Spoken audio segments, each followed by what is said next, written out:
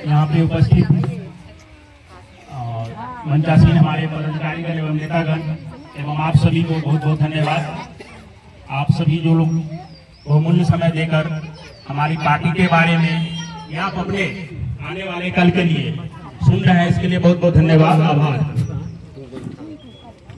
मेरा एक ही कहना है कि कोई भी पार्टी जब आती है तो वो अपने हिसाब से काम करती है। और जैसे हम लोग मान लीजिए अगर रोटी बनाते हैं तो रोटी को पलटते रहते हैं, अगर एक ही साथ मान लीजिए रोटी रखेंगे तो वो जल जाएगा, ठीक है। तो जलने इसी तरह पार्टी भी होता है। अगर पार्टी आता है उसको कंटिन्यू आप सरकार बनाए जा रहे हैं, चेंजिंग होना जरूरी है ना।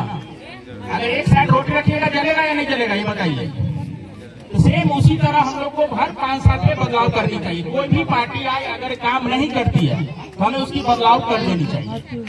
तो हमारी पार्टी जो जनस्वराज पार्टी है उनके सूत्रधार प्रशांत किशोर जी है, उनका कहना है कि अगर उनकी सरकार आती है, आप लोग उसको सहमति देते हैं, वोट देते हैं और उनकी सरकार बनती है, तो सबसे पहले जो हम लोग का मुख्य कारण है, हम लोग जो भी SC/ST परिवार में आते हैं उनका मुख्य उद्देश्य है कि हमारे जो भी पति हो या प्यारे बच्चे हो वो सब बाहर जाते हैं कमाने के लिए। वो नहीं चाहता है कि अपने परिवार में बच्चों और बीवी के साथ रहें, सभी लोग चाहते हैं। ये बहुत दुख की बात है कि पलायन हम लोग बाहर कमाने जा रहे हैं, जबकि जितना उद्योग बाहर है वो बिहार में भी हो सकता है। तो अगर जनस्वराज की सरकार आती है, आप लोग उसको सहमत देते हैं, तो सबसे पहले पलायन बंद कर दिया जाएगा। 10,000 20,000 की नौकरी के लिए बिहार में ही फैक्ट्री लगाया जाएगा और आप लोगों को रोजगार दिया जाएगा। ये तो बहुत बड़ी बात है कि हमारे परिवार के सदस्य अगर हमारे साथ घर परिवार कभी पूजा में रहते हैं तो ये बहुत खुशी की बात है। दूसरा है इसका कि अभी मान लीजिए आप लोग को 400 का पेंशन दिया जा रहा है। 400 का पेंशन में क्या होना है, कुछ होना है। दूसरा स्टेट में चले जाइए, दूसरा देश में चले जाइए, 2,000 रुपया मिलता है। जब वहाँ 2,000 रुपया मिलता है तो यहाँ 2,000 रुपया क्यों नहीं दिया जाएगा। जब बूढ़ा आदमी है जी जी पैसा नहीं मिले, जिनका भी 60 साल हो गया है, ठीक है, उनका वृद्धा पेंशन यहाँ से चालू करा के मिलेगा, ठीक है। हमारे एक भी टीम यहाँ आएंगे, वो बैठ के यहाँ से आप लोग का पेपर ले जाएंगे और चालू करवा के जाएंगे, ये मेरा वादा है।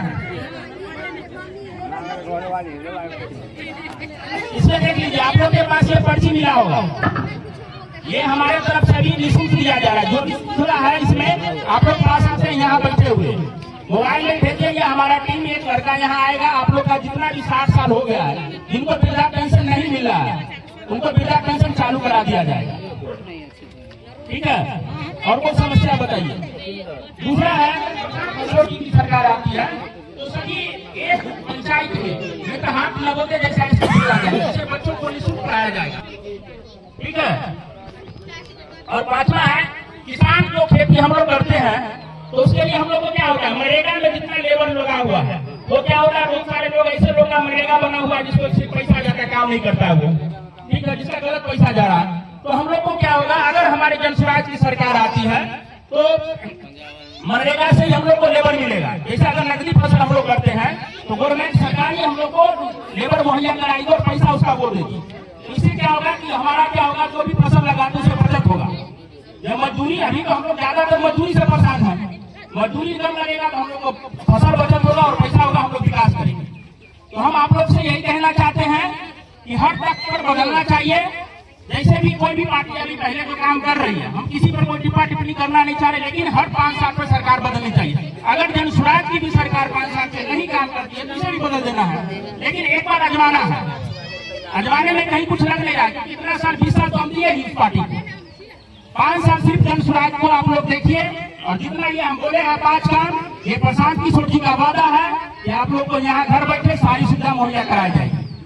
और आप लोग के बीच ही सबसे खुशी की बात है कि हमारे यहाँ जो भी विधायक प्रत्याशी आए वो अदर ब्लॉक के, अदर जिला के थे, ठीक है। ये सबसे बहुत खुशी की बात है कि आप लोग के बीच हमारे महेश जी हैं जो हमारे वारिसनगर प्रखंड के हैं और ये संभावित उम्मीदवार हैं।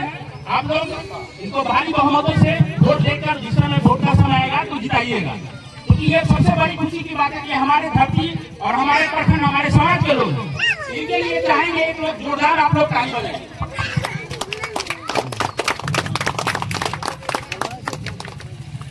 तो अब हम इसी बानी सबकी बातों को विराम देते हैं। सभी को धन्यवाद। एक बार नारा लगाइए, जय बिहार, जय बिहार, जय बिहार, जय बिहार, जय बिहार।